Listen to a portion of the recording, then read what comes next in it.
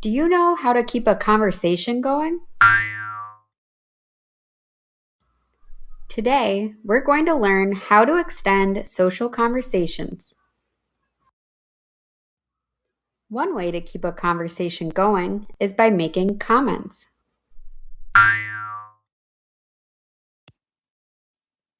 A comment is something you say to express your own opinion after someone else speaks.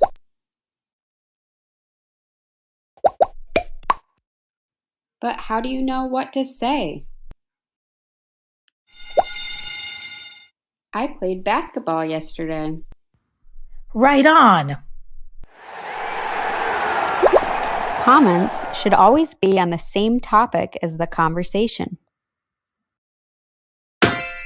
You should also be sure to match the mood of your conversation partner. I need some coffee. My cat is so cute. Let's try that again. I need some coffee. I had some coffee this morning. When we make comments during conversation that are on topic, it shows that we care about our conversation partner.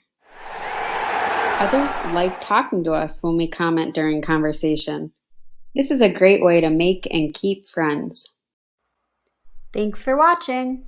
Until next time.